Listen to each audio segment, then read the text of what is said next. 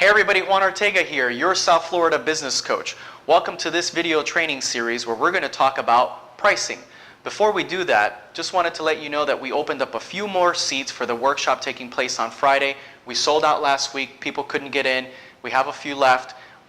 Click on the link below, RSVP, and we'll see you there. So let's talk about pricing.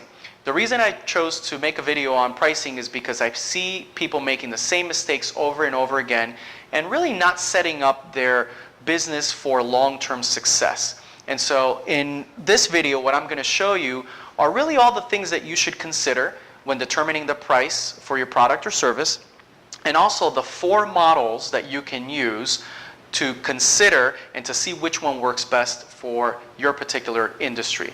So before we jump into that, let's talk about price in general, because I think that people get hung up on price quite a bit. There's a mindset as business owners that we have to overcome that really holds us back in our business back. And that mindset is really about the fact that people's ultimate buying decision is based on price. And that's really not true. People don't buy because it was too expensive or the price was too high. People don't buy because the value was too low. And so your job as the CEO or as the business owner is to figure out a way to increase the perceived value, because then people will pay whatever it is that you're demanding. Okay, so that's key, is to have the right mind frame or mindset around pricing in general. So what happens is, if we don't figure out this pricing thing correctly from the beginning, we're going to have no brand distinction. Okay, we're going to be perceived to be just as good as everybody else. We're going to be commoditized. So we're only going to be able to make as much as everybody else is making because we've set our prices based on the competition. That doesn't make any sense. And then ultimately, we're going to limit the growth to our business. We're not going to be able to grow as much because we are simply following the lead of the industry and hoping that that industry somehow becomes more profitable and grows in the years to come. Okay, so let's get over that. Let's start thinking about some of the logical aspects and strategic items that you need to consider in your business when determining the price. All right, we've been mentioning strategy quite a bit, so let's start there. So the strategy with the brand is this. I often ask people, how good are you at what you do? People say, I'm the best. I offer the best product or service in my industry. I offer the best customer service, or I'm the fastest, I'm the cheapest, I have the best guarantee, I have the best people, whatever it may be. But when I look at their pricing, it doesn't reflect that. And you have to understand that people know that you get what you pay for.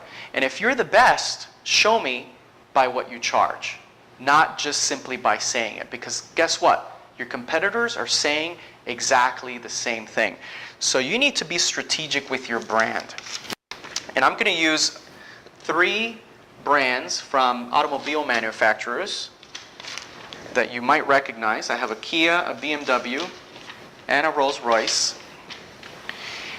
And I'm using these as an example because ultimately they're in the same business. They manufacture automobiles. They get you from point A to point B. The experience, though, is quite different. And because that experience is quite different, the price is quite different. And so in your business, you need to decide if you're the Kia, the BMW, or the Rolls-Royce. You need to figure out, who do you want to cater to, the quality, the value that you're providing, and ultimately the pricing needs to match that, and the marketing and the advertising and the branding itself needs to match that. The experience is going to match that. Next, let's look at the models. I mentioned to you that there's 4 models for determining the price or product of your service.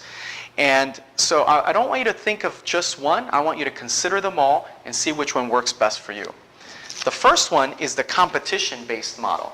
And that's simply what people do in the beginning, and it's the biggest mistake you can make. Start a business, figure out what people are charging, figure out that people are charging anywhere from here to here, so you put yourself in the middle and hope to blend in. That's a mistake.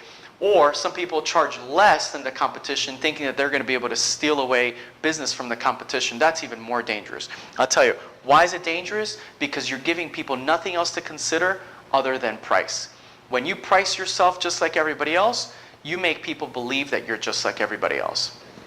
The second model I want you to consider, which is a little bit better, is the cost-based model. So now you're taking something else into consideration. You're taking into consideration your overheads, your expenses, and you can either just increase a certain percentage and charge a price based on that, or you can use both of them and consider the cost to produce and also what the competition is charging.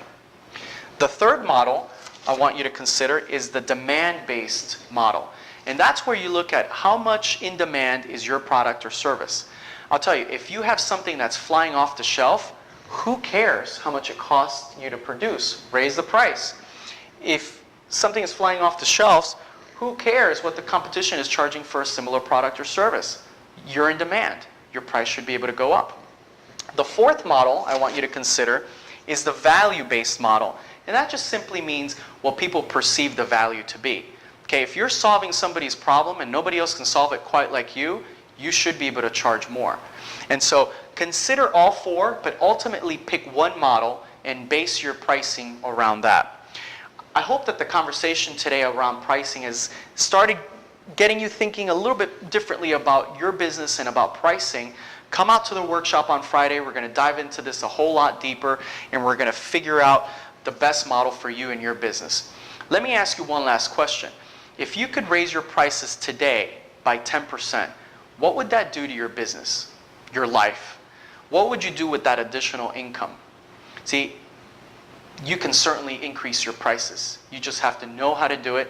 And I'm going to give you 3 key ways to increase your prices when you come out to the workshop. Raise your prices. Give people more to talk about and think about other than price. I hope you've enjoyed this video training series. I wish you continued success. Until I see you next time, thank you for your time.